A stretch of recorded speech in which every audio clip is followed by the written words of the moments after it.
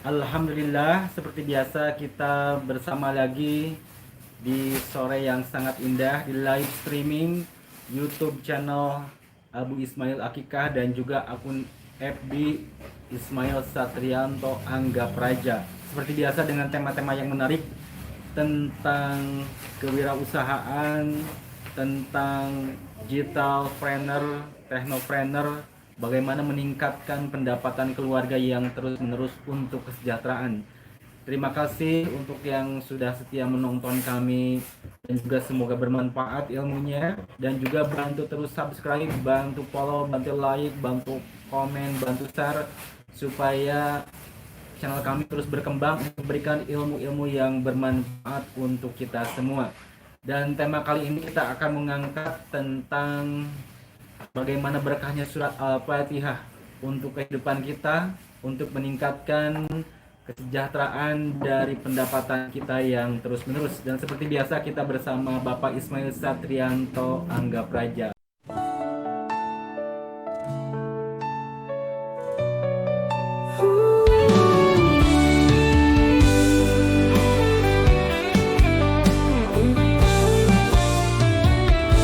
Dalam hari yang kita jalani, keharmonisan jadi kunci. Rumah tangga penuh cinta, bisnis pun lancar tanpa celah. Langkah kita selaras, hati tenang tak berpaling. Saling dukung tak kenal lelah, kesuksesan kita raih. Harmoni di rumah jadi pelita terang. Dengan cinta dan kasih semua jadi mudah. Harmoni di rumah jadi pelita terang.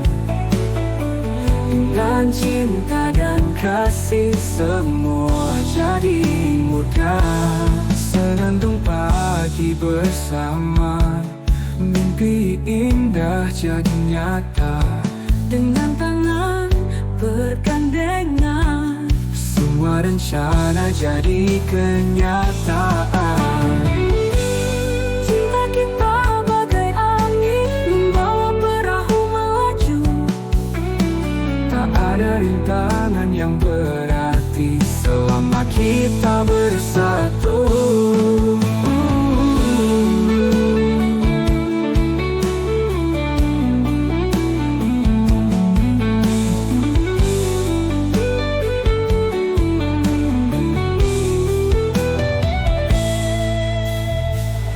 Harmoni di rumah jadi pelita terang. Dengan cinta dan kasih semua jadi mudah.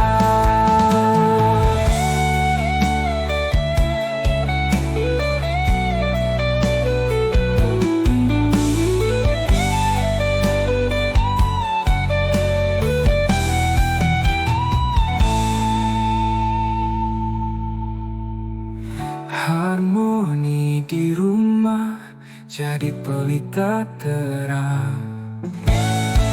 Dengan cinta dan kasih semua jadi mudah.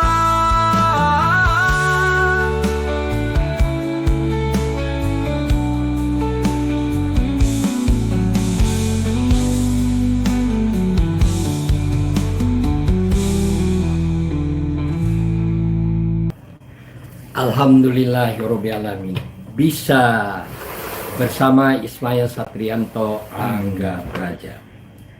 Alhamdulillahirobbilalamin, ya, kita ini masih diberi kesehatan oleh Allah Subhanahu wa Ta'ala. Ya, masih diberikan rahmat, ya, atau pemberian, ya, dari Allah yang tiada terkira, ya. Yang kita bahas sebetulnya masih berada dalam cakupan sholat, ya. Iya, gitu. Dimana sholat itu apabila persyaratan sholat itu diantaranya rukun, gitu ya, termasuk membaca surat Al-Fatihah. Jadi luar biasa ya, Allah memberikan pelajaran kepada kita bagaimana kita cara meningkatkan pendapatan kita. Tentu saja cara peningkatan pendapatan kita itu yang berkah ya, yang bisa kita nikmati ya. Jadi yang pertama, dahulukan Allah. Ya, begitu kita mendengar azan Allahu Akbar, Allahu Akbar, mari kita ucapkan kata-kata Allahu Akbar, Allahu Akbar itu adalah dengan Allahu Akbar, Allahu Akbar.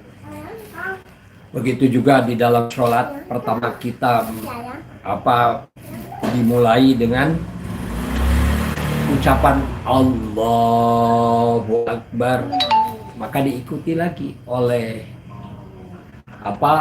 makmum Allahu Akbar. Ya begitu. Jadi ucapan itu diulang-ulang begitu. Allahu Akbar, Allahu Akbar, Allahu Akbar. Sampai terakhir sujud ruku pakai Allahu Akbar, Allahu Akbar. Allah Maha Besar, Allah Maha Besar, Allah Maha Besar. Lalu dimulai dengan, kalau di Indonesia ya ada doa iftitah, itu doa pembukaan begitu. Tapi kalau kita pernah berangkat ke Arab gitu ya, pernah datang ke Mekah gitu atau ke Madinah, kalau sudah Allahu Akbar langsung Alhamdulillahirabbil alamin. Kita kaget. Orang Indonesia kaget. Kok tidak ada bismillahnya ya? Kalau kita kan Allahu Akbar, kalau mau ke Alhamdulillah lalu dibaca ya Bismillahirrahmanirrahim, kan begitu. Tapi di Arab tidak ya. Di Mekah, di Madinah langsung saja Allahu Akbar, Alhamdulillahi Rabbil Alamin gitu ya. Ya karena mungkin memulai surat Al-Fatihah yang 7 ayat itu adalah dimulai dari Alhamdulillah gitu. Karena Bismillah itu kan semua surat ada Bismillahnya. Surat Al-Fatihah ada Bismillah, Al-Baqarah kan ada Bismillah, Ali Imran kan ada, cuman Al-Bara'ah itu tidak ada tuh Bismillahnya gitu ya. Tapi yang lain-lain kan ada Bismillahnya semua gitu. Sampai surat Al-Alaq ya ada Bismillahnya, semua pakai Bismillah. Tapi itu tidak dimasukkan ke dalam ayat gitu. Tapi ya itu kan debatable yang begitu itu ya begitu. Sebetulnya hal yang begitu tidak perlu harus diperbincangkan lah begitu. Yang harus diperbincangkan itu adalah apakah seseorang membaca surat doa iftitah dalam sholat itu dipahami dan dimengerti. Gitu. Lalu apakah surat Al-Fatihah itu dimengerti atau tidak? Dan dimulai ya dari aku berlindung kepada Allah dari godaan setan yang terkutuk. Itu setan yang terkutuk itu sebetulnya setan yang terlempar gitu. Ya terlempar. Jadi sebetulnya sudah a'udzu billah itu sudah cukup itu dalam bekal untuk kehidupan itu. Kalau kita mau makan a'udzu billah itu aku hanya berlindung kepada Allah. Ya. Lalu ada Bismillahirrahmanirrahim. Dengan nama Allah yang Maha Pengasih dan lagi Maha Penyayang. Atau dengan pertolongan Allah yang Maha Pengasih dan Maha Penyayang. Atau dengan kekuasaan Allah ya yang Maha Pengasih dan Nama Allah itu kan ada 99 nama. Jadi kalau dengan nama Allah itu, dengan nama Allah itu ada 99 nama. Ya, nah. Maka itu kita menggunakan, kalau saya setelah kita memahami baca Al-Quran begitu, saya lebih senang dengan pertolongan Allah atau dengan kekuasaan Allah. Jadi kalau saya mengatakan Bismillahirrahmanirrahim, dalam benak saya ini dengan kekuasaan Allah, dengan pertolongan Allah. Jadi apa sih pengaruhnya terhadap kegiatan berekonomi? Apa sih pengaruhnya terhadap kegiatan manusia di dalam berpendapatan? Ya, orang yang suka sholat itu, terutama dari mulai Allahu Akbar, Allah Maha Besar, lalu aku hadapkan wajahku hanya kepada yang membuat langit dan bumi, dengan meninggalkan apa-apa yang tidak mengatasnamakan nama Allah. Ini sholatku, ini pekerjaanku, ini hidupku, ini matiku hanya untuk Allah, pemelihara pengatur sekalian alam. Mudah-mudahan kami termasuk orang yang bersaksi. Itu adalah sebetulnya sama dengan kita mengucapkan La ilaha illallah. Tidak ada Tuhan selain Allah. Tidak ada Tuhan selain Allah itu adalah aku hanya menghadapkan wajahku kepada yang membuat langit dan bumi, dengan meninggalkan apa-apa yang tidak mengatasnamakan nama Allah. Ini sholatku, ini pekerjaanku, ini hidupku, ini matiku hanya untuk Allah. La ilaha illallah, itu tidak ada Tuhan selain Allah yang memelihara, mengatur sekalian alam. Mudah-mudahan kami termasuk kaum mukmin, orang yang bersahadat, orang yang bersaksi. Barulah kita mengatakan a'udzu billahi minasyaitonir rajim. Aku hanya berlindung kepada Allah dari godaan setan yang satu. Bismillahirrahmanirrahim. Dengan pertolongan Allah yang Maha Pemberi dan lagi Maha Penyayang, dengan kekuasaan Allah yang Maha Pemberi dan lagi Maha Penyayang. Ini adalah memberikan kesadaran di dalam kita berekonomi, bahwa yang menolong itu bukan manusia, yang menolong itu bukan makhluk, ya, tetapi yang melindungi itu bukan manusia, yang melindungi itu bukan makhluk, yang melindungi itu Allah. Allah itulah yang Maha Pemberi, dan Allah memberi itu tentu saja tidak diturunkan langsung dari langit rezeki itu. Allah Maha Pemberi itu, Allah yang memberi itu adalah melalui manusia yang digerakkan hatinya untuk Allah, untuk membeli barang-barang yang kita jual, untuk memberikan sesuatu kepada kita. Siapa itu? Ya Allah. Allah Maha Pemberi. Ini Pak Sun, ada pengalaman saya itu. Memang saya tidak menyadari ya pada waktu saya baru menikah ya dengan istri saya tinggal di Galumpit. Di mana Pak Ajang? Kalau saya tinggal di Galumpit, tiba-tiba datanglah ayah saya. dilihat anaknya lagi nimba sumurnya dalam gitu. Nimba masih masukkan ke dalam bak, nimba dimasukkan ke dalam bak.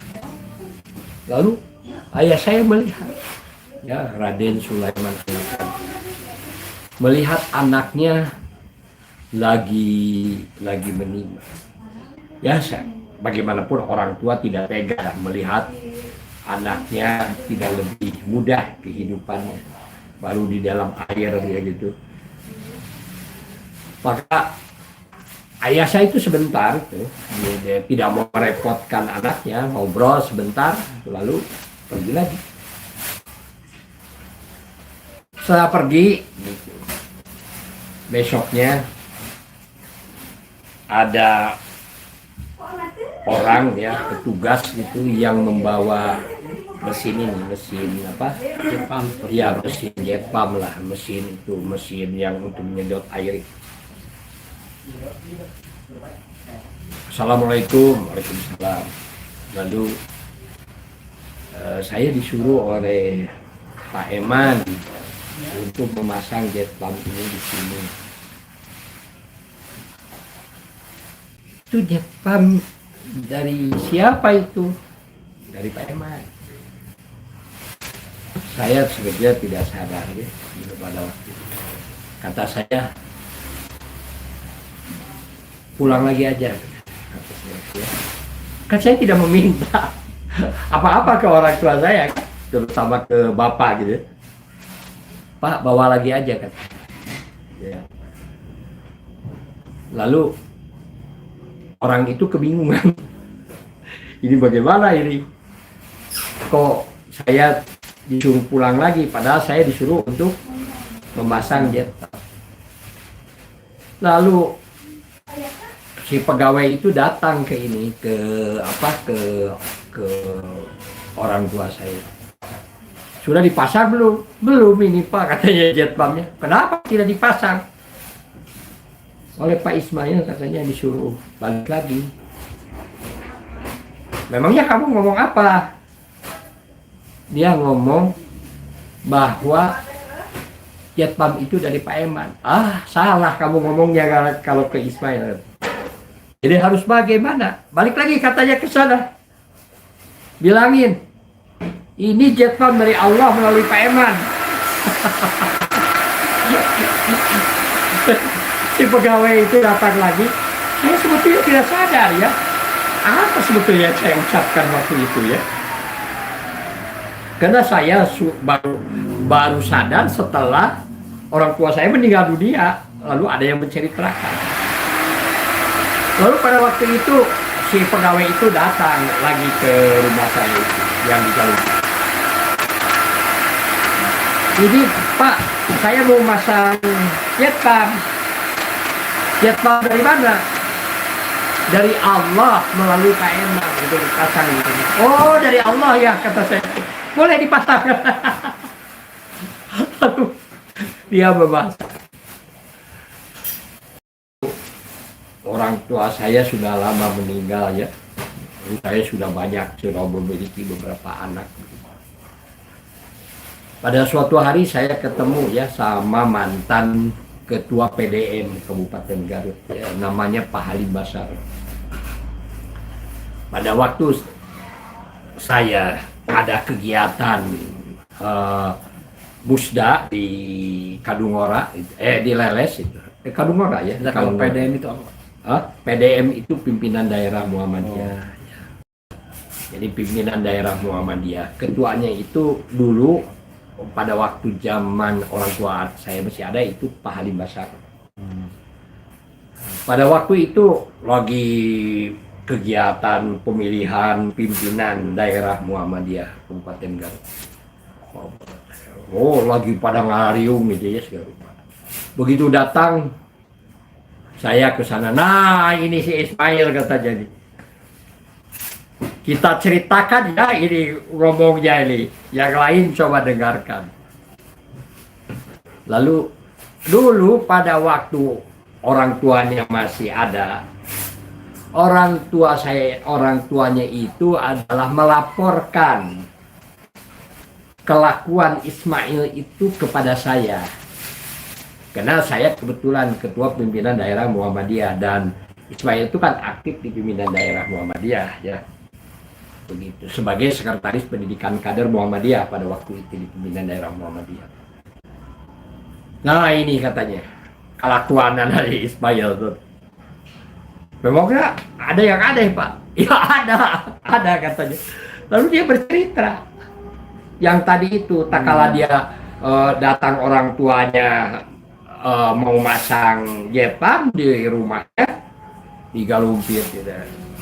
Pak Ismail siapa yang nyuruh, dia tidak memahami ya ucapannya sebetulnya karena dia tidak pernah meminta kepada orang tuanya, tidak pernah meminta untuk dipasangin jepan, maka itu disuruh pulang lagi si pegawainya itu. Ya tentu katanya pegawainya apa namanya melapor tuh ke orang tuanya Pak Eman itu, Pak Sulaiman. Setelah melapor, oh salah katanya cara ngomongnya begitu. Kalau si Ismail ngomongnya katakan itu dari Allah melalui Pak Eman, maka dipasang. Orang tua saya itu kan yang lebih tahu mengenai anaknya kan orang tua ya begitu. Dari karakter anaknya dia tahu gitu. Maka betul aja setelah itu ya kalau gitu boleh dipasang begitu. Saya terbengong-bengong ya bahwa saya ini baru sadar apa yang begitu. Jadi yang bagi saya itu tidak pernah saya harus meminta pertolongan memang pada manusia meskipun ke orang tua. Ya, lebih merepotkan orang tua. Saya tidak mau merepotkan orang tua, merepotkan ibu saya, merepotkan orang tua saya. Ya saya harus berjuang ya. Untuk apa? Untuk berjuang, untuk bisa mengatasi masalah. Dan pada waktu itu saya sudah memiliki keyakinan bahwa Allah lah yang maha pemberi itu. Allah lah yang maha penolongku. Allah lah yang maha penyayang. Maka itu secara tidak sadar dan saya spontan, saya mengucapkan begitu saja. Dan saya ini sudah lupa apa yang saya diucap. Baru saya terbengong-bengong. Astagfirullahaladzim. Rupanya saya ini betul-betul sudah merepotkan orang tua ya. Sulaiman anggap raja almarhum ya. Oleh Allah diberikan kebaikan. Ya, dan Ibunda Siti Ramlah, saya almarhum juga semoga diberikan kebaikan yang banyak ya, karena beliaulah yang menjadikan saya sekarang menjadi penerus sebetulnya, yang dimana menjadi penerus apa yang dilakukan oleh kedua orang tua saya, memajukan orang yang kurang mampu ya, sebanyak 43 anak kalau penuh begitu. Dan orang tua saya juga sama melakukan yang seperti itu. Bahkan ibu saya itu menjadi bendahara, ya. Bendahara di rumah yatim Ibu Aleja Jalan Pasundan. Selama hidupnya dari sejak tahun 52 semenjak itu berdiri sampai meninggal ya. Dia itu menjadi bendahara abadi. Ya, ibu saya itu.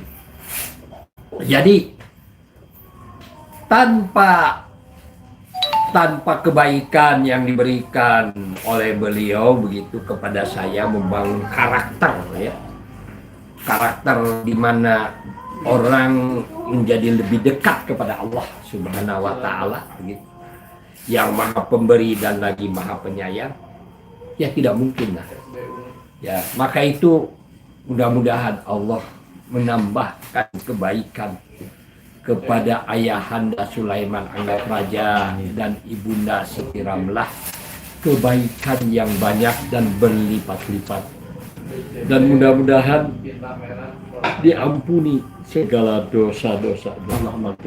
Ya, semoga diampuni segala dosa-dosanya dan dijauhkan dari azab. Amin ya Allah ya Rabbal alamin. Itulah ya. Bismillah ya, dengan pertolongan Allah bahwa Allah lah yang maha pemberi, Allah lah yang maha penyayang. Maka itu kalau kita yakin bahwa ini adalah sebuah kebaikan, bahwa ini adalah sebuah kebenaran, laksanakan.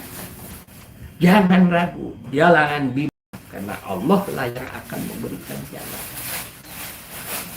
Itu baru Bismillahirrahmanirrahim.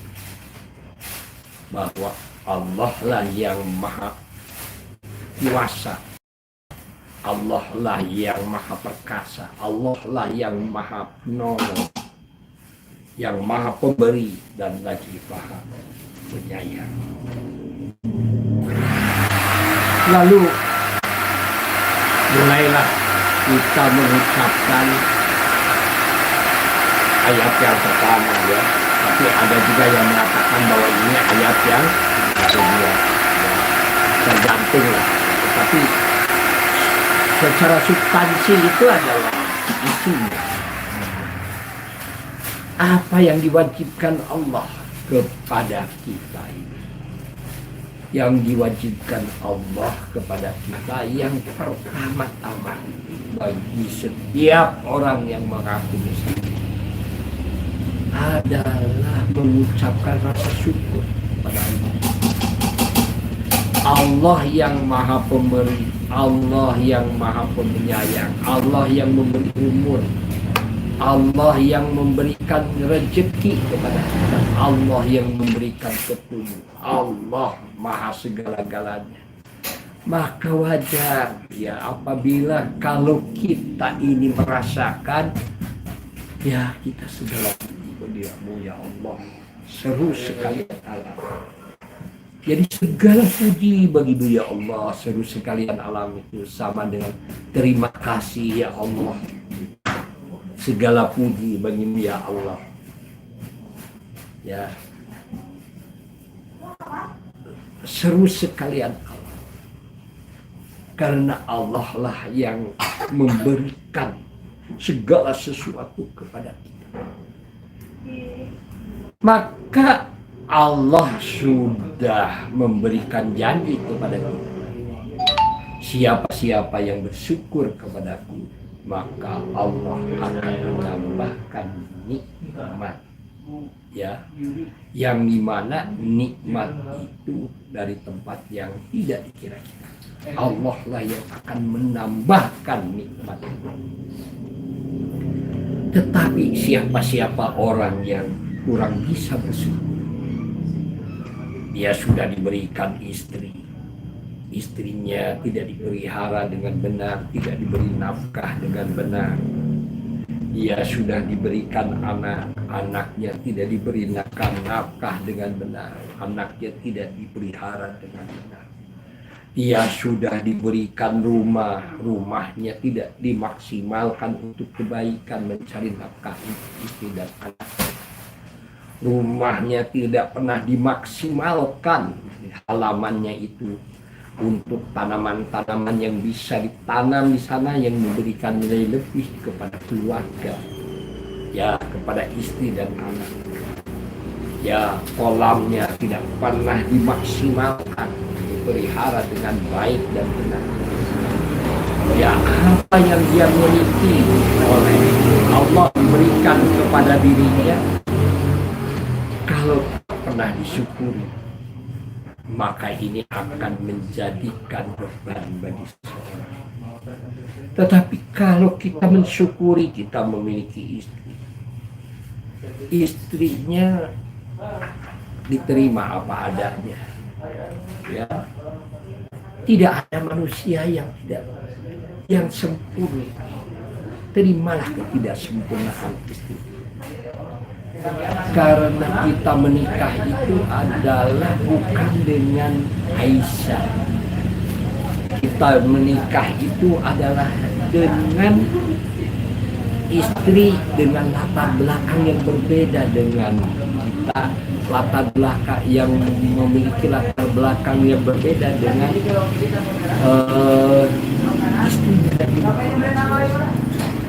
istri kita ini istri yang banyak kekurangan. Maka terimalah dengan ikhlas seluruh kekurangan istri. Ya, jangan sekali-kali kita ini melihat bahwa istri kita ini harus memiliki kelebihan. Ya, tidak perlu menuntut istri untuk memberikan kelebihannya kepada kita. Kitalah yang harus bersedekah kepada istri kita. Kitalah yang harus bersedekah dengan anak kita. Kitalah yang harus memberikan kebaikan dengan maksimal. Jangan sampai istri kita tersinggung. Jangan sampai anak kita tersinggung. Jangan sampai istri kita tidak dimuliakan. Itu adalah dasar pertama, rasa syukur kepada Allah bahwa Allah lah yang telah menciptakan istri kita. Harus diterima apa adanya. Karena kita juga bukan Muhammad. Kita juga bukan Nabi. Kita hanya manusia biasa yang terlampau banyak kelemahan dan banyak kekurangan. Kita disatukan antara istri dan suami itu disebabkan karena apa? Karena dua-duanya serba kurang. Maka disatukan dalam satu bahtera rumah tangga. Tatkala kita ini ada sesuatu yang tidak disukai dalam istri, yang ada dalam istri kita, hendaklah kau bersabar. Karena jika engkau bersabar, maka Allah akan memberikan kebaikan yang jauh lebih besar daripada kekurangan.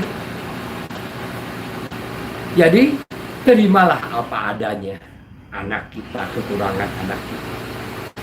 Terimalah apa adanya kekurangan mertua, kekurangan besan kita, kekurangan orang-orang di sekitar kita ini. Terima apa adanya. Syukuri bahwa semua itu memberikan kontribusi meskipun sedikit, tapi ada kontribusi kebaikannya dari istri kita, ada kontribusi kebaikannya dari mertua kita, ada kontribusi kebaikannya dari saudara-saudara kita. Ucapkanlah terima kasih, ucapkanlah rasa syukur, doakan mereka semua yang ada di sekitar kita untuk mendapatkan petunjuk, ditambahkan petunjuk, ditambahkan rezeki, ditambahkan keberkahan.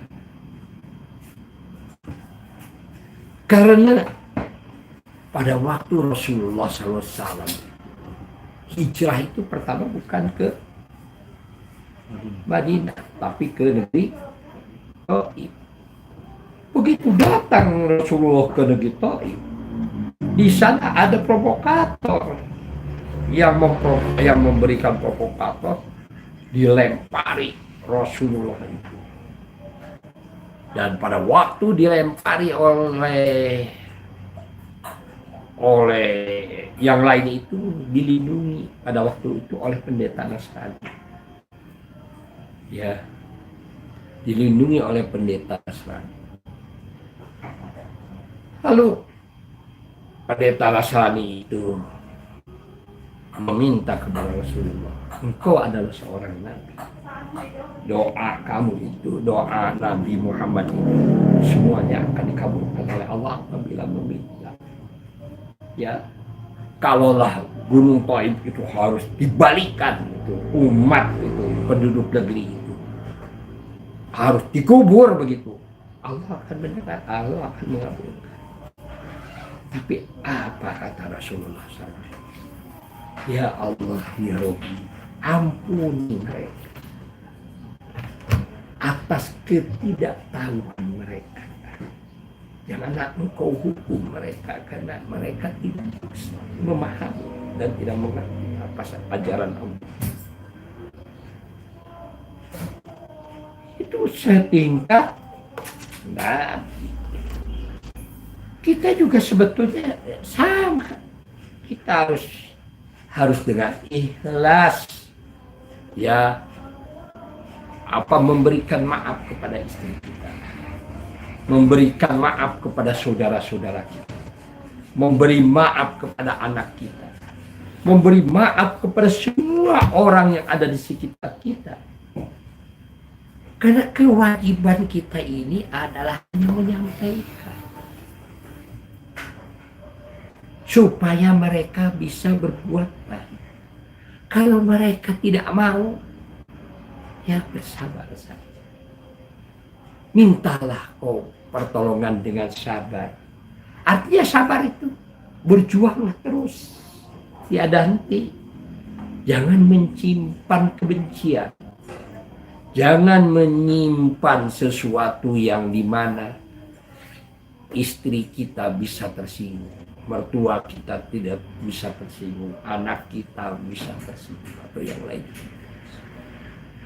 Gembirakanlah orang-orang, jangan kau takut-takut. Permudah urusan orang-orang, jangan kau persulit. Itulah sebagai bentuk rasa syukur kepada Allah, bahwa Allah lah yang telah menjadikan saya masih hidup. Allah lah yang masih menjadikan saya masih punya sahabat, masih punya teman yang baik, yang masih memperhatikan diri kita, yang masih menolong diri kita, yang masih mau memberikan pepatah kepada kita. Kepada siapa lagi orang harus bersyukur? Ya, bersyukurlah kepada Allah Subhanahu wa ta'ala. Dan berikanlah pelayanan yang terbaik kepada manusia. Berikanlah pelayanan yang terbaik terhadap waktu. Wal asr inna insana lafi khusr. Demi waktu, sesungguhnya manusia berada dalam kerugian yang sangat besar. Jadi kalau kita mau bercerai, kita ingat bahwa istri kita terlalu baik, terlalu banyak pengorbanan terhadap diri kita. Jangan disia-sia. Jadi pikirkan 1000 kali. Ya, karena jika kita kehilangan rasa syukur bahwa Allah lah yang telah mengirimkan istri kita kepada kita, Allah lah yang telah memberikan ujian kepada kita, kepada siapa lagi kita akan syukur? Bismillahirrahmanirrahim. Alhamdulillahi Rabbil Alamin. Ar-Rahmanir-Rahim. Segala puji bagimu ya Allah, seluruh sekalian alam, yang maha pemberi dan lagi maha penyayang. Maliki Yaumiddin, yang menguasai ketentuan-ketentuan akhir.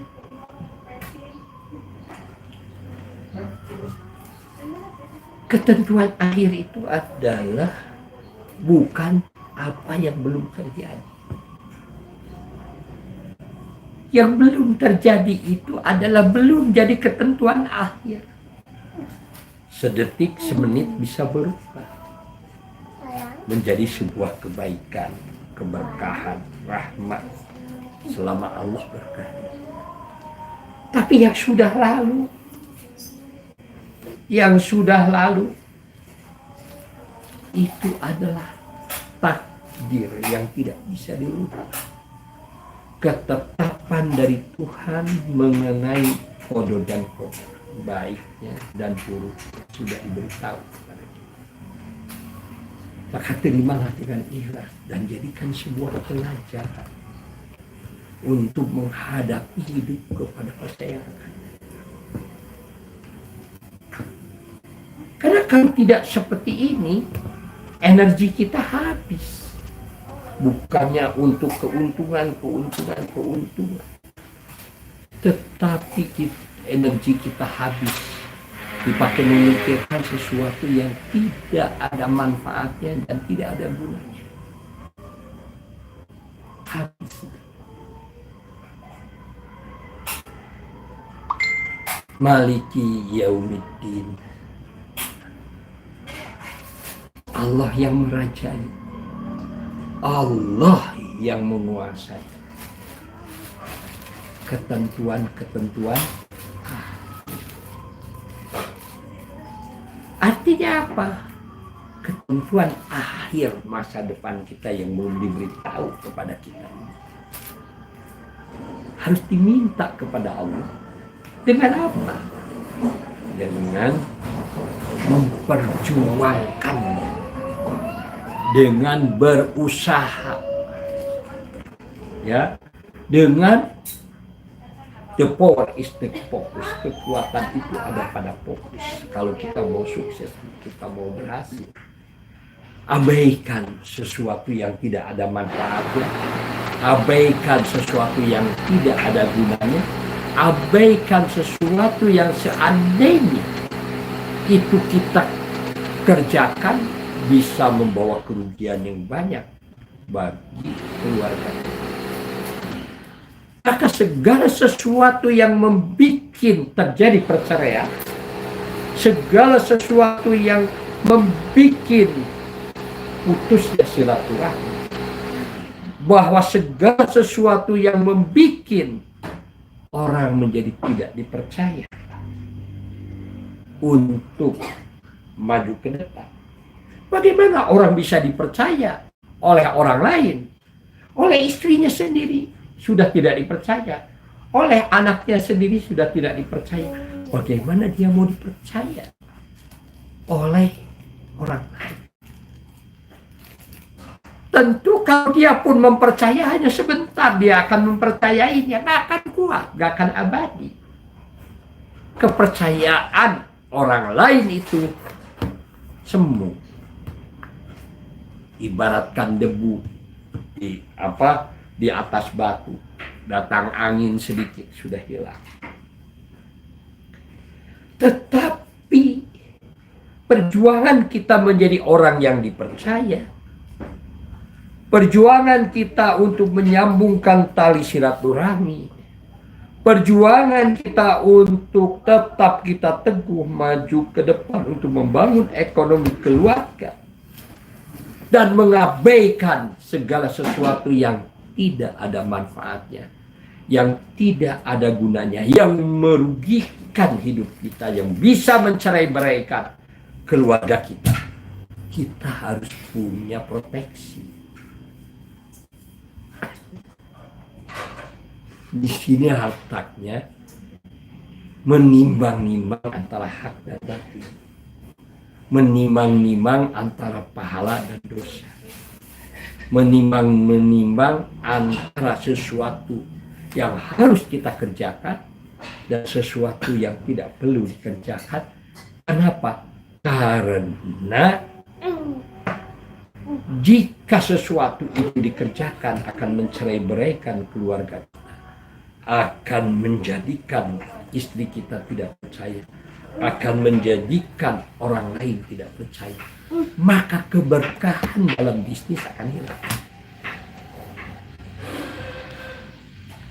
Karena dirinya tidak bisa dipertahankan kepercayaannya dalam jangka panjang, maka bisnisnya juga terganggu, kehilangan keberkahan, sulit untuk berkembang. Adapun kalaupun dia melakukan lalu untungnya bisa lebih besar. Untuk apa untung yang besar? Kalau tidak berkah. Banyak rezeki tapi tidak berkah. Untuk apa? Tapi sedikit rezeki tetapi dipahami oleh keluarga kita, dipahami oleh anak-anak kita, itu membuat energi positif yang lebih besar untuk menghadapi masa depan. Jadi Maliki Yaumiddin, bahwa Allah yang merajai, Allah lah yang menentukan, yang memberikan rezeki, yang memberikan kasih sayang, yang memberikan ketentuan-ketentuan.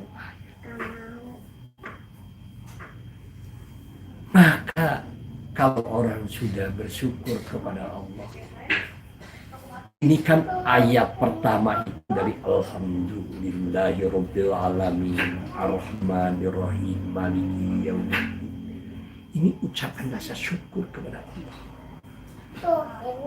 Segala puji bagimu ya Allah, seru sekalian alam, yang maha pemberi dan lagi maha penyayang, yang merajai, yang menentukan ketentuan-ketentuan akhir.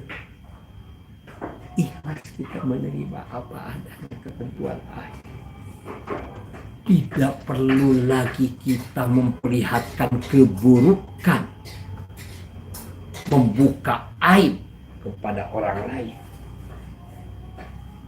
Yang harus kita lakukan adalah membangun masa depan, memperjuangkan kebutuhan rumah tangga, memperjuangkan jangan sampai kita ini menjadi orang yang disalahkan oleh anak, salahkan oleh mertua, disalahkan oleh semua orang. Jadi kalau orang sudah disalahkan artinya menjadi fitnah. Bukan perbuatan kita memberikan kebaikan, tetapi perbuatan kita menjadi dosa banyak orang di sekitar kita yang membicarakan keburukan kita.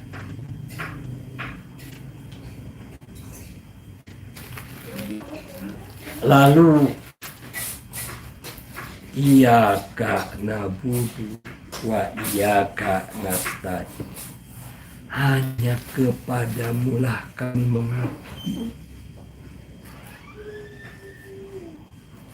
Atur nuhun Pak Sunsu atas kesayaan Pak Sunsu. Hanya perlu saya bantu. Artinya setelah mengucapkan rasa syukur kepada pengabdian, tidak mungkin orang itu bisa mengabdi kalau orang belum memiliki rasa syukur yang luar biasa. Seseorang yang bersyukur itu adalah orang yang mengabdi. Maka kerjanya jadi benar, akhlaknya jadi bagus, perjuangannya menjadi fokus, ekonominya menjadi berkembang, semuanya menjadi indah dan lebih baik. Karena semua yang dia lakukan sudah dia tetapkan bahwa apapun yang aku lakukan adalah aku hadapkan wajah hanya kepada yang membuat langit dan bumi, dengan meninggalkan apa-apa yang tidak mengatasnamakan nama Allah. Ini sholat, ini pekerjaan, ini hidup, ini matiku hanya untuk Allah. Itulah iyyaka na'budu. Hanya kepadamulah kami mengabdi.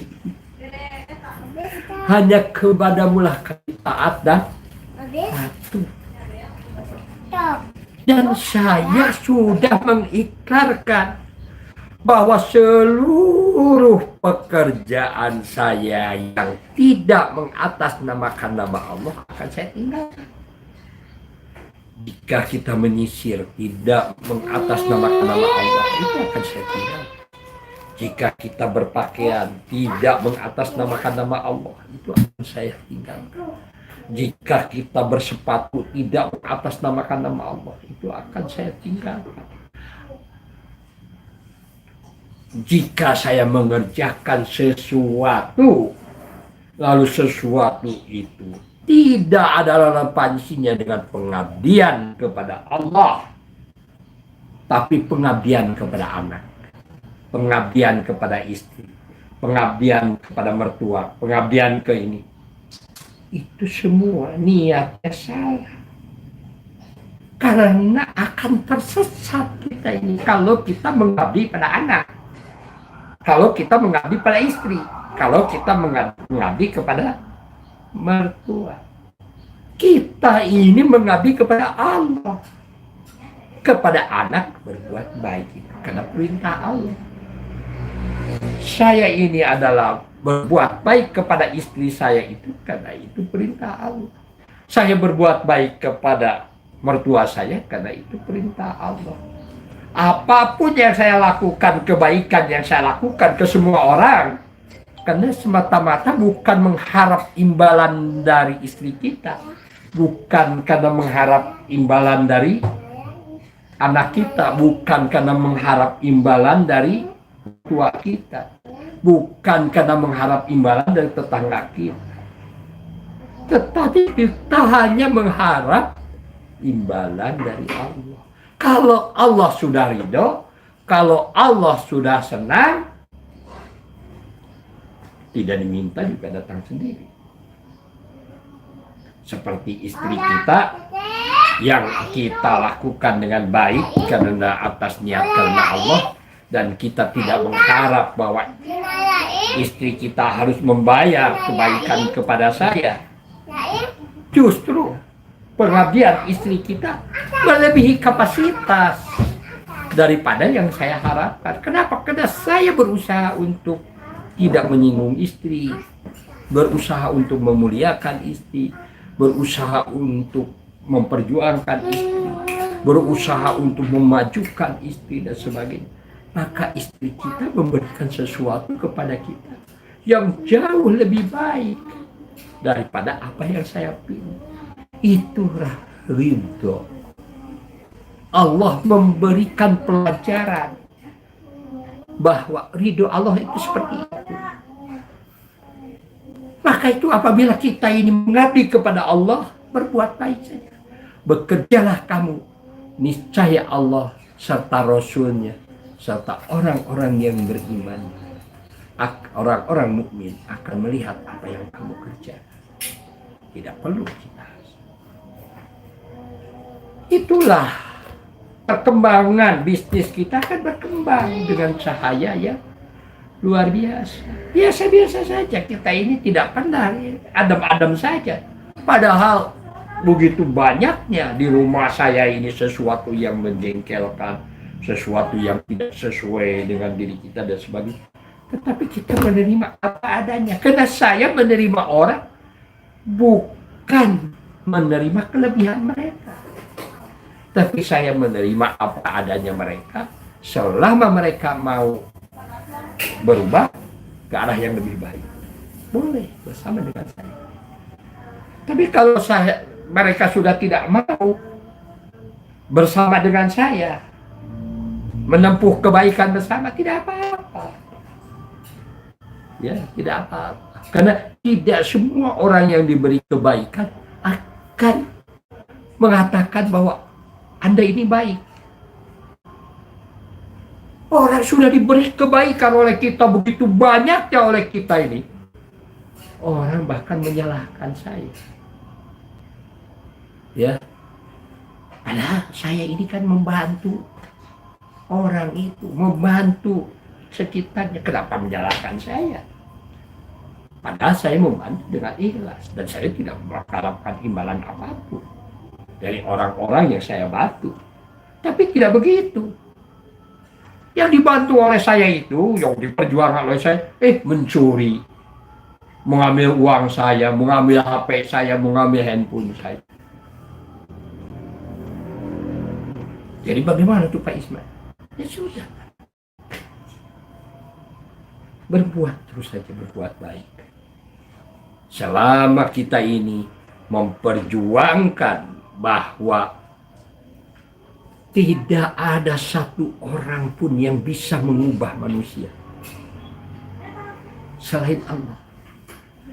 Saya ini bertugas untuk hanya menyampaikan saja, memberikan yang terbaik saja.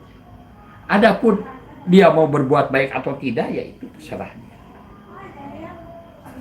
Jadi, iya kak, hanya kepadamu lah kami mengabdi. Maka saya tinggalkan segala sesuatu yang tidak ada kaitannya dengan pengabdian saya kepada Allah.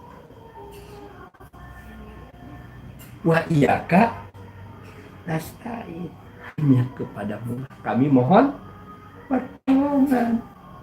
Pak Sunsun minta tolong kepada saya, daripada Pak Sunsun ini bahagia, Pak Sunsun bakal kecewa.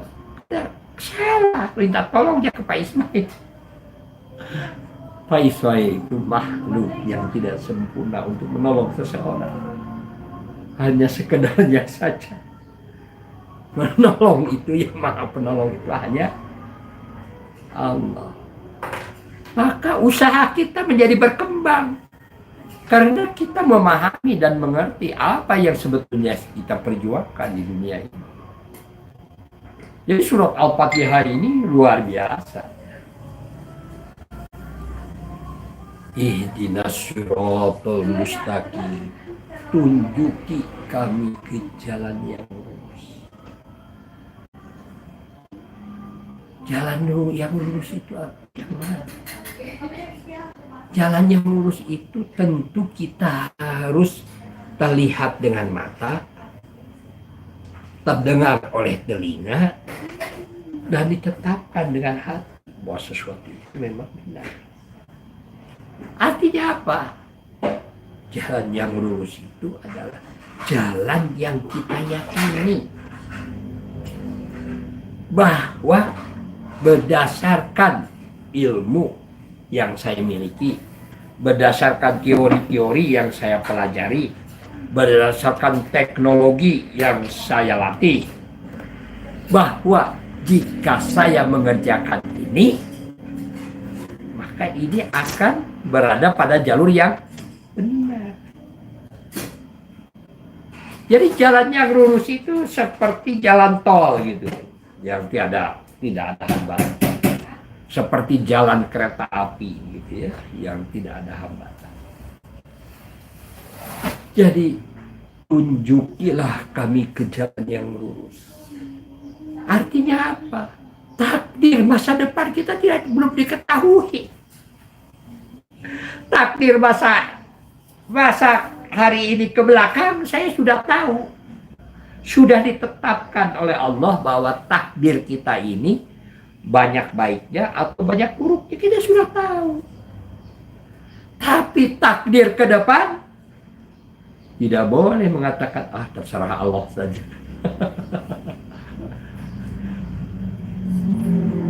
Arti tunjuki kami ke jalan yang lurus, ya harus ada usaha untuk mencari petunjuk dengan lamanya pendidikan, dengan banyaknya pengetahuan, dengan penguasaan teknologi, maka jalan itu menjadi terbuka. Oh, yang ini yang betul ini. Oh, yang ini yang salah ini. Kalau saya melakukan ini, akibatnya seperti ini. Kalau saya melakukan ini, akibatnya seperti ini. Dan ada pedomannya.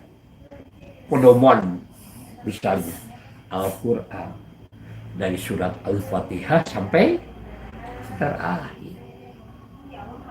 Al-Quran itu apa itu? Al-Quran itu adalah kitab bacaan sehari-hari. Maka disebut Al-Quran.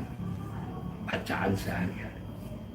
Tapi Al-Hudan, Al-Furqan, Al-Bayan yang memberi petunjuk, yang memberikan mana yang benar dan mana yang salah. Kitab yang memberikan pelajaran ya, dan sebagainya. Jadi ihdinas siratal mustaqim ini memberikan kekuatan untuk berjuang ke depan, bekerja keras menempuh masa depan dengan sabar. Ihdinas siratal mustaqim, tunjuki kami ke jalan yang lurus. Ini energi kita ini, ke jalan yang lurus.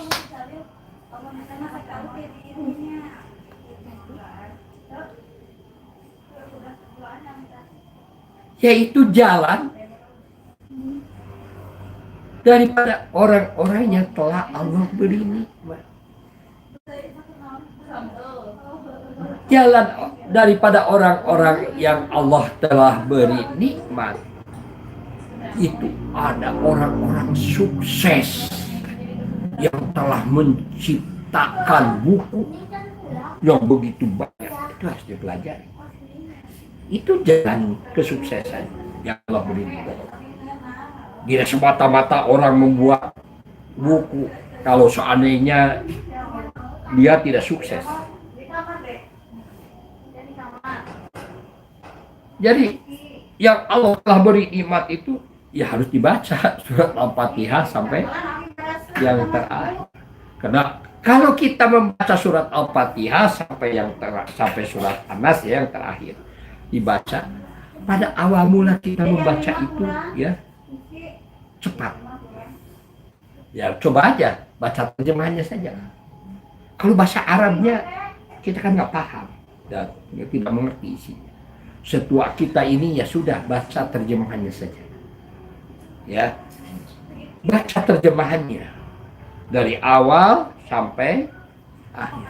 Biasanya 4-6 bulannya ya, bisa selesai. Tetapi begitu masuk yang kedua sudah tidak lagi bisa 4-6 bulan selesai. Sudah berat. Kalau kita baca buku apa saja, yang kedua itu lebih mudah. Ya, tapi ini Al-Quran ini beda. Yang kedua ini lebih berat. Ya, saya ini membaca Al-Quran ini baru tamat 6 tahun sekali. Bacanya 2 ayat. Ya.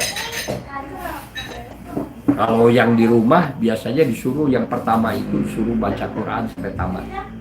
Tapi yang kedua saya tidak memiliki target ya untuk berapa lama dia harus baca Al-Quran. Kenapa? Karena membaca Al-Quran ini yang kedua ini imajinasi pikiran kita ini sudah terpengaruh oleh yang kita baca. Menjadi sesuatu yang sangat keras. Lebih-lebih kalau kita ini membacanya setelah sholat tahajud atau pada waktu kita tahajud ya. Tahajud itu seharusnya yang dibaca itu Al-Quran. Bacaan Al-Quran bukan tahajud 11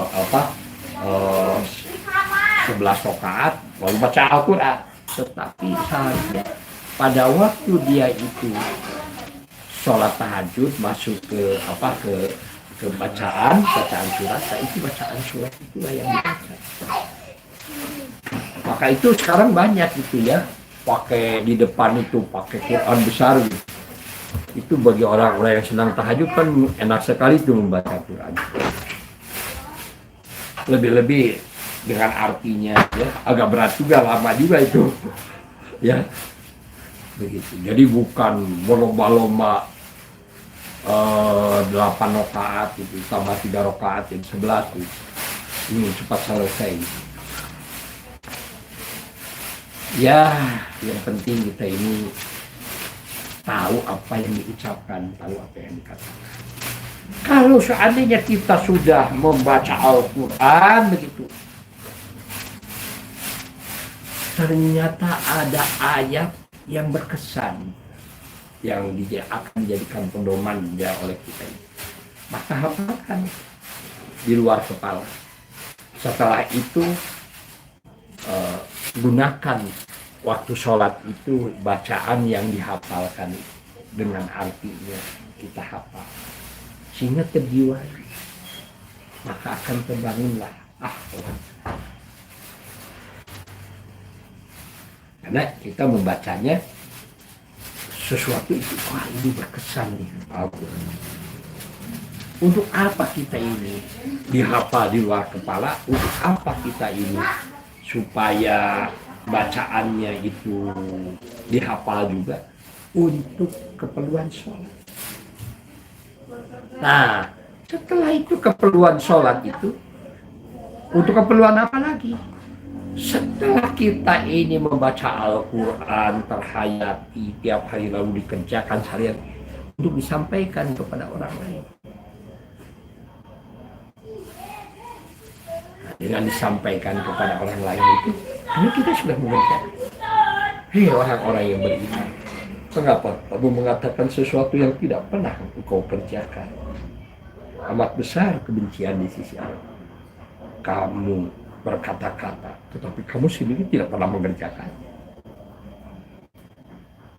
Jadi, apa yang kita baca setiap hari, tentu itu akan menjadikan kekuatan tak kala kita mengerjakannya. Maka setelah kita mengerjakannya, terasa ada manfaatnya. Setelah ada manfaatnya, sampaikan kepada yang lain.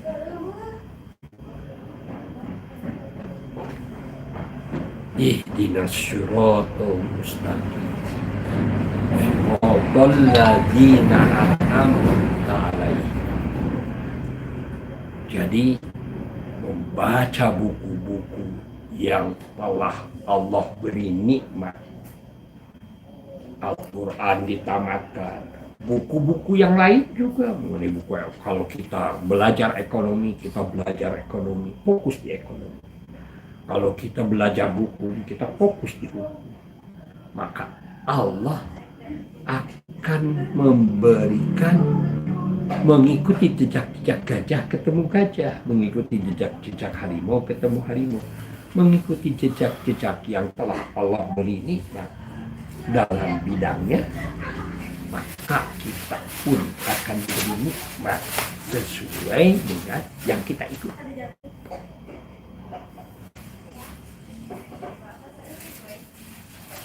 Jadi kita belajar sesuatu yang tidak ada pengaruhnya terhadap peningkatan pendapatan kita.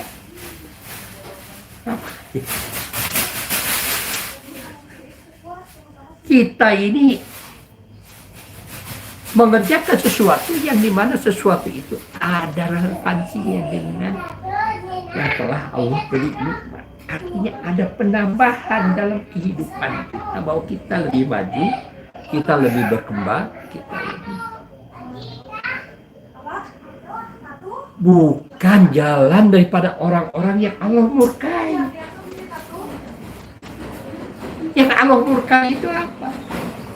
Kita mempelajari ilmu yang tidak bermanfaat, akhirnya mendapat rezeki yang tidak baik, mendapat amalan yang tidak diridhoi. Wah, repot ya. Allahumma inna nas'aluka ilman nafi'an wa rizqan thayyiban wa amalan. Ya Allah, berilah aku ilmu yang bermanfaat, rezeki yang baik, amalan yang Engkau ridhoi. Selama kita ini masih ada orang yang menegur kita, selama kita ini masih ada orang yang memberi pepatah kita, syukuri, itu nikmat kepada kita. Meskipun kita tersinggung, tapi iya benar loh ya. Nikmat, harus terbuka kita ini. Alhamdulillah. Karena kalau kita tetap mempertahankan gaya kita, cara kita, yang jelas gaya dan cara itu tidak memberi manfaat terhadap peningkatan pendapatan. Kenapa harus dipertahankan? Tinggalkan. Segala sesuatu yang membuat kita kena fitnah orang, membuat orang lain tidak percaya kepada kita, harus ditinggalkan. Karena itu perbuatannya Allah murkai. Yang bukan perbuatan yang Allah ridhoi, bukan perbuatan yang Allah cintai. Tapi kalau kita ini masih tetap mempertahankan akhlak kita, kegiatan-kegiatan kita, karena kita menyukainya gaya seperti itu. Maka akhirnya Allah sesatkan. Keluarga tidak bisa lagi bersatu. Anak besar tidak lagi memperhatikan diri. Lingkungan membicarakan kejelekan. Maka itu doanya adalah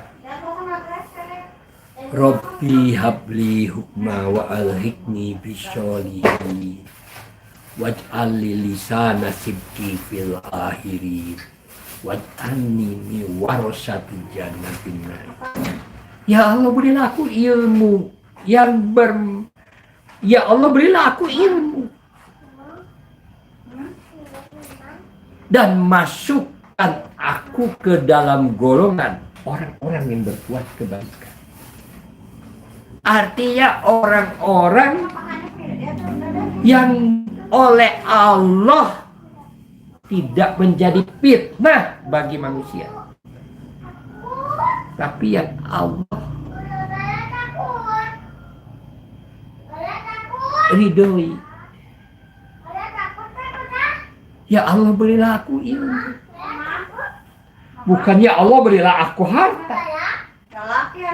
Tidak. Bukan ya Allah, berilah aku harta, tapi ya Allah, berilah aku ilmu. Ilmu yang seperti apa? Ilmu yang tidak menjadi fitnah bagi orang lain. Ilmu yang menyenangkan hati orang lain. Ilmu yang dimana bisa menambah pendapatan, bisa menambah kemajuan, bisa memberikan kebergunaan kepada manusia yang lain. Itulah yang disebut soleh. Jadi orang soleh itu yang seperti apa? Orang soleh itu yang berpenampilan berguna bagi orang lain. Orang soleh itu yang dia melakukan aktivitas berguna bagi orang lain. Orang soleh itu yang melakukan segala apapun yang dia kerjakan ada pengaruhnya terhadap kebaikan orang lain. Tetapi tak kala orang menganggap itu kebaikan untuk diri saya, itu bukan kebaikan, itu bisa jadi fitnah. Karena orang lain akan memandang kita sakit jiwa. Orang lain akan menganggap kita ini orang stres. Orang lain akan menganggap kita ini orang yang tidak ada manfaatnya, tidak gunanya, hanya memikirkan diri sendiri.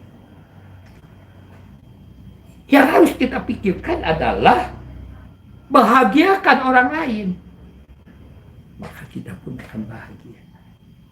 Berbuatlah kita ini apapun yang kita kerjakan, apapun yang kita lakukan, di mana ada manfaatnya, ada gunanya bagi orang lain. Itulah kesolehan. Maka orang soleh itu, orang Islam belum tentu soleh. Orang kafir bisa jadi soleh. Ya, jadi yang namanya soleh itu tidak termasuk kafir atau tidak termasuk Islam, tapi siapa-siapa orang yang bisa memberikan sesuatu ada manfaatnya dan ada gunanya lebih pada orang lain merasakan ada manfaatnya kehadiran kita, maka siapapun orang akan senang. Dia disebut orang baik.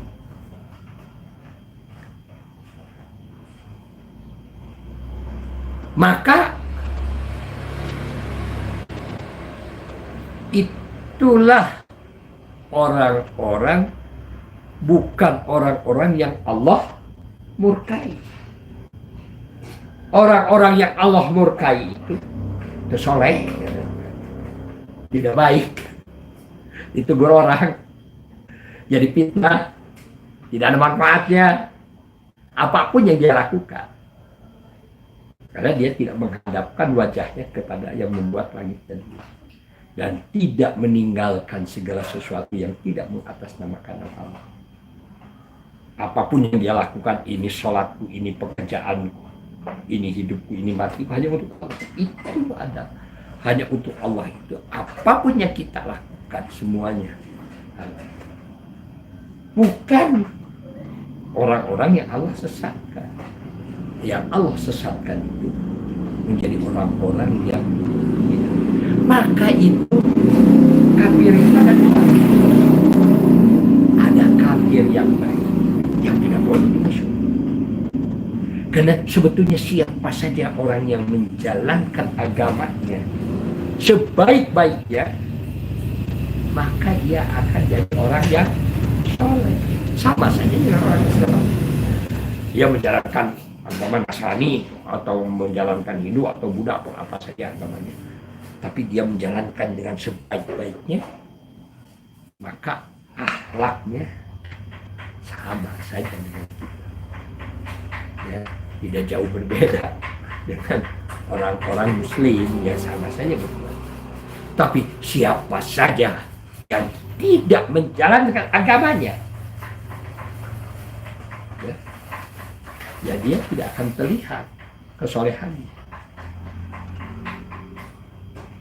Beda, ada baik dan ada benar. Orang baik, siapa saja bisa orang berbuat baik. Tapi orang benar, belum tentu. Karena orang benar itu tergantung niat dan kejujuran. Kejujuran pada diri, kejujuran dalam. Inilah yang bisa mengembangkan usaha kita. Sehingga apapun yang kita lakukan, insya Allah usaha kita akan bisa bertahan. Kenapa Kucuci ini bisa bertahan lebih dari 20 tahun? Karena Kucuci ini adalah bisnis yang berakhlak baik, yang dimana tidak mau mengecewakan orang lain, tidak mau mengecewakan pelanggan, tidak mau mengecewakan sun-sun, tidak mau mengecewakan Ibrahim, tidak mau mengecewakan orang-orang yang ada di sekitar kita. Semua tidak boleh ada yang dikecewakan, meskipun mereka kecewa. Kenapa kecewa? Karena terlampau tinggi mereka menggantungkan hidupnya kepada Pak Ismail atau kepada diri kita. Sedangkan yang digantungkannya itu sama saja seperti dirinya. Sama-sama yang tidak mampu sebetulnya. Sama-sama yang sama-sama seperti makan nasi lah begitu ya. Dan hidupnya juga sama-sama seperti itu. Jadi tidak sama saja sebetulnya. Maka itu siapa-siapa yang menggantungkan diri kepada manusia atau kepada barang atau apapun pasti akan kecewa.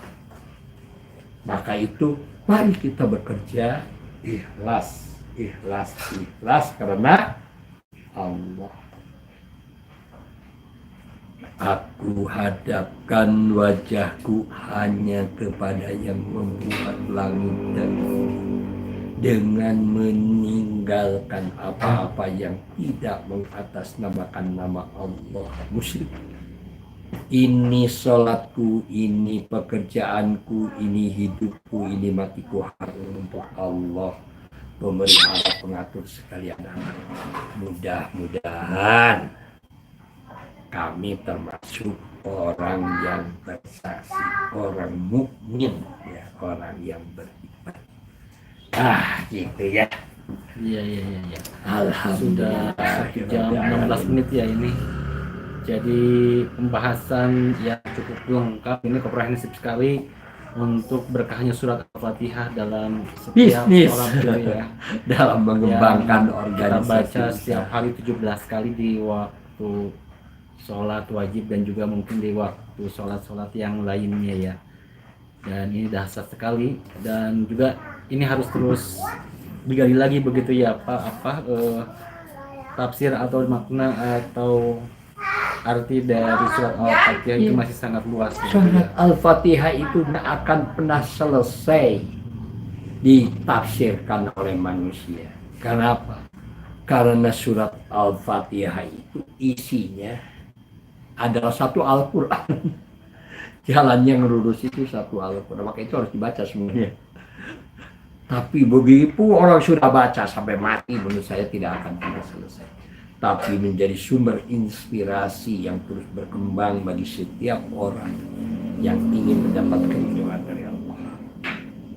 Terima kasih buat semua penonton, buat semua netizen yang terus mengikuti ilmu-ilmu yang disampaikan dari YouTube channel Abu Ismail Akikah dan juga akun FB Ismail Satrianto Angga Praja. Bantu terus untuk subscribe, like, follow, komen, share supaya channel kita, akun kita terus berkembang untuk menyampaikan ilmu-ilmu yang bermanfaat dunia akhirat untuk kita semuanya. Terima kasih untuk semuanya. Sampai jumpa pada episode berikutnya bersama Bapak Ismail Satrianto Angga Praja. Bisa. Assalamualaikum warahmatullahi wabarakatuh. Waalaikumsalam warahmatullahi wabarakatuh.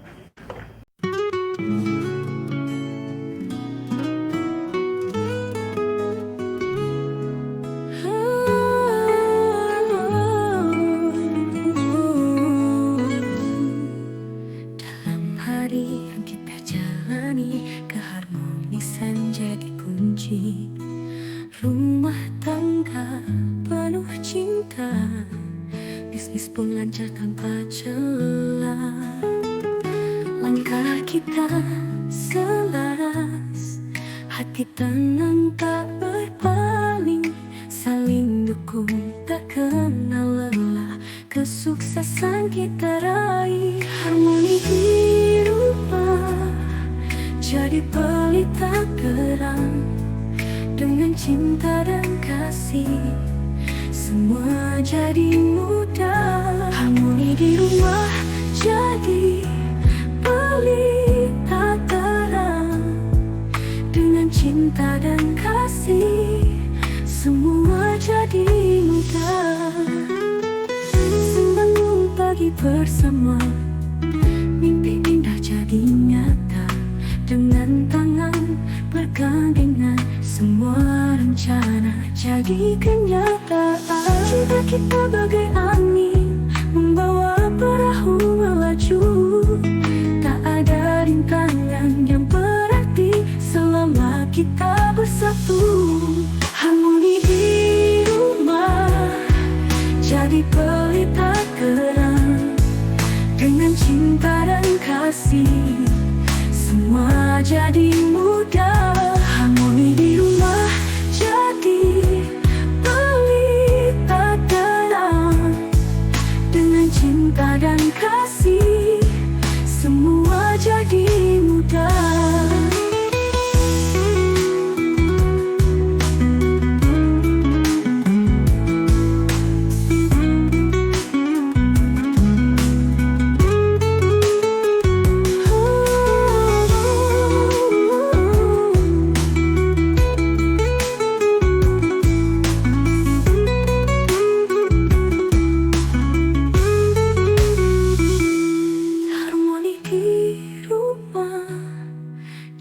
Pelita terang dengan cinta dan kasih, semua jadi mudah.